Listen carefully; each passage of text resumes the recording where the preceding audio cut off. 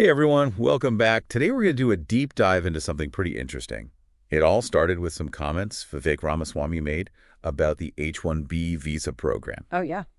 But don't worry, we're not going to get into the whole immigration debate or anything. Right. Yeah. What we're actually interested in is some of the observations that Ramaswamy made about American culture itself. And Tom Woods picked up on this in his email newsletter, He did. Yeah. which is what we're going to be looking at today. And the big question here is, does American culture actually hold us back when it comes to things like STEM? Science, tech, engineering, and math. Yeah. Are there things about the way we do things here in America that might actually discourage people from going into those fields or from really excelling? So Woods gets into some pretty interesting ideas about this. He compares the cultural landscape to like a high school pecking order. Oh, interesting. And he even draws some parallels to some of the criticisms that have been made about Black culture. And in the end, he kind of throws down the gauntlet and says, we need to declare war on mediocrity. Wow. That's pretty strong. It is. So let's start with this pecking order idea. What exactly do you think he means by that?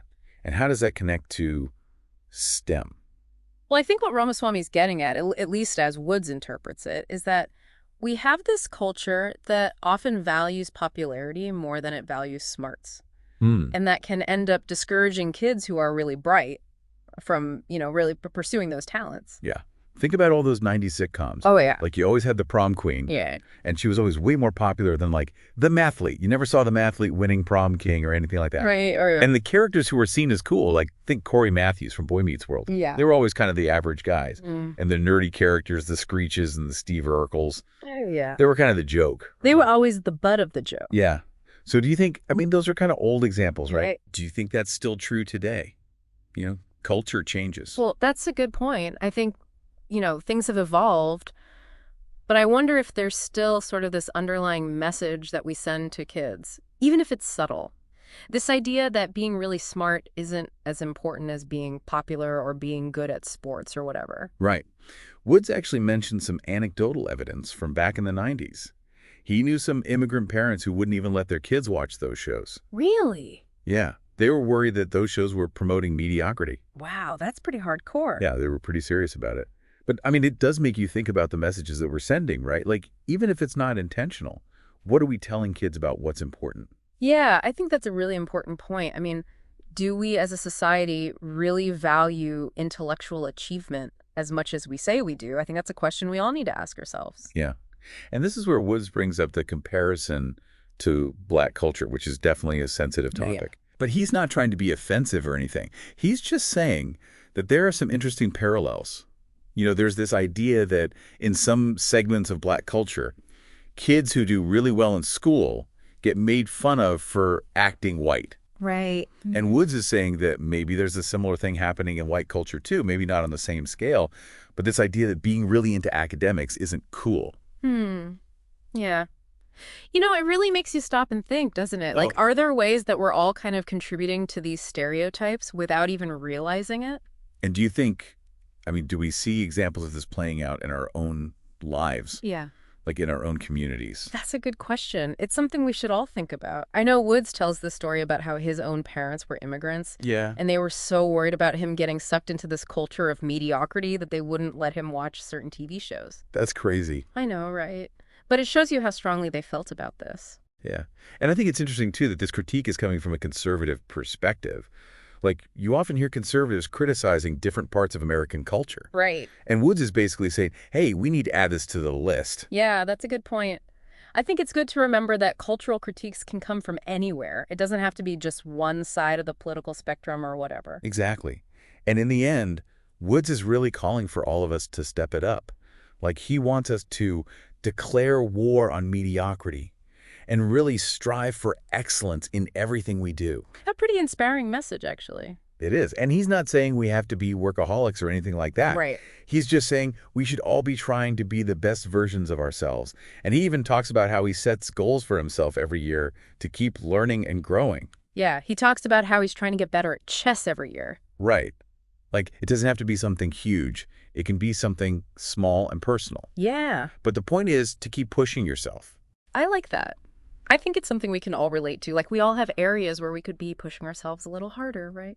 It's great. It's like he's walking the walk, you know? He's not just talking about it. Yeah. And it doesn't have to be something monumental, you know? It's like finding those little areas where we can improve those little things that we can do to just chip away at that mediocrity, Yeah. you know? Like learning a new skill or reading a challenging book. Yeah. Or even just being more mindful of the way we interact with other people. So it's like cultivating a growth mindset. Exactly. Always wanting to learn and evolve and get better. Yeah. You know, this whole conversation reminds me of something I read recently about cultural capital. Oh, yeah. I've heard of that. What is that again? It's kind of like this idea that knowledge and skills and education, Yeah. they can be valuable assets, just like financial capital. Oh. Yeah. You know? So if you think about excellence as like a form of cultural capital, then mediocrity is kind of like cultural debt. Oh, that's an interesting way to think about it. Yeah. Yeah, it's like we're failing to invest in ourselves and our communities. Right. And that can have some pretty big consequences down the line. So you're saying that by embracing excellence, we're not just benefiting ourselves, Right. but we're also contributing to a richer cultural landscape overall. That's exactly what I'm saying. It's like creating this virtuous cycle Yeah. where individual growth kind of fuels this collective progress. And it all starts with those small, everyday choices that we make. And Woods makes the point that this isn't about becoming a workaholic or anything like that. Oh, absolutely not. Like, it's not about chasing some impossible ideal of perfection. Right. It's about balance. Yeah. It's about being intentional with our time and our energy. We all have limitations. Yeah. And it's important to recognize those. But within those limitations, there's Right. always room for improvement. So it's not about burning ourselves out. Right. It's about making sure that we're not just coasting through life. Exactly. Being present, being engaged, and always trying to be better. It's a powerful message, especially in today's world. It is, yeah. I mean, there are so many distractions. So many demands on our time. It's easy to lose sight of what really matters. Yeah, it's so easy to get caught up in the superficial stuff. Yeah. And that's why I think this idea of declaring war on mediocrity, Yeah. it's such a powerful message. It's like he's saying, don't settle for average, you can do better. Right. But where do we even begin? That's a good question. How do we actually apply this in our lives? Well, he talks about setting specific goals, Okay. pushing ourselves beyond our comfort zones, Yeah. celebrating those little victories along the way. He actually has this whole program Oh, yeah. designed to help people achieve their goals and overcome mediocrity. I did see that. Yeah. Yeah. And he's really passionate about helping people, you know, really tap into their full potential. He believes anyone can do this. Doesn't matter where you come from, Yeah. doesn't matter what your circumstances are, It's a choice. the choice. It's a decision to declare war on mediocrity. It's exact. So it's not just a philosophy. No. It's an actual roadmap It's practical. to a more fulfilling life. Right. And I think the cool thing is that it's adaptable. Like, it's not about following some strict set of rules. Right. It's about finding what works for you and then committing to that journey. That's it. That's it. But then that begs the question, what does that look like? Right, exactly. What does this actually look like in practice? Yeah, I think the answer is probably different for everyone, Right. but maybe that's the whole point. Maybe it's about finding your own path to excellence. Yeah, your own unique path. Yeah. Yeah. And identifying those things that you're really passionate about Right. and pursuing them with everything you've got. So it's about finding what lights your fire. Exactly. And Yeah. fanning those flames. Yeah. But I think the key here is to not be afraid to fail. Yeah. You're going to fail sometimes. Yeah, you're going to. Failure is just part of the process. It's how we learn. It's how we grow. So it's about embracing the challenge, learning from our mistakes. And never giving up on those dreams. Yeah. And who knows, maybe by raising the bar for ourselves, Yeah. we'll inspire other people to do the same. Right. Like a ripple effect. Exactly. Like if we all commit to declaring war on mediocrity, Yeah. just imagine the positive change we could create. And that's a vision worth striving for. It really is. Yeah. Yeah, it really is. It's a pretty amazing thought. But it all starts with us, right? Yeah. Like with each of us deciding that we're not going to settle for mediocrity. Exactly. So what does all this mean for you? What do you take away from all this talk about American culture and the need to declare war on mediocrity? It's like, we were talking about that cultural mirror before. It's like we have to take that mirror and turn it on ourselves. Yeah. Like really look at our own lives and our own choices and ask ourselves, am I part of the problem? Am I contributing to this culture of mediocrity?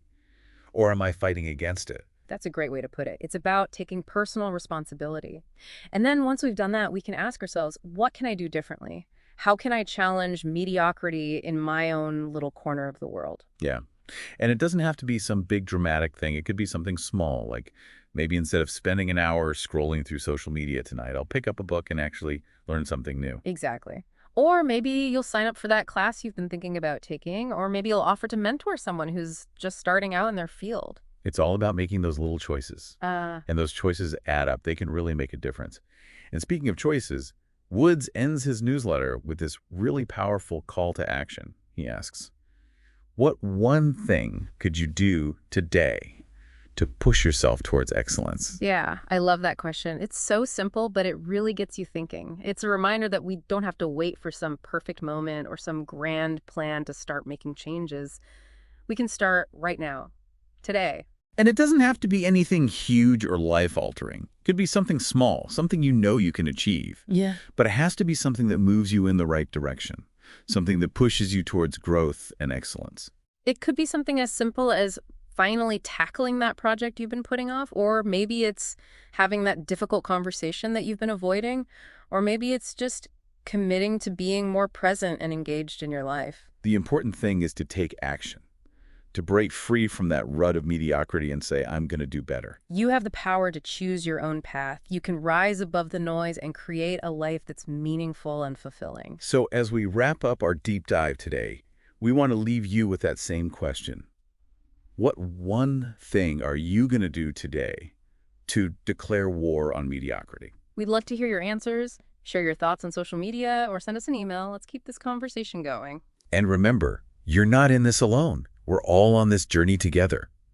And by supporting each other and encouraging each other, we can create a culture that values excellence and empowers everyone to reach their full potential. And if you want to dig deeper into any of the ideas we talked about today, be sure to check out the show notes for links to Tom Wood's newsletter and some other great resources.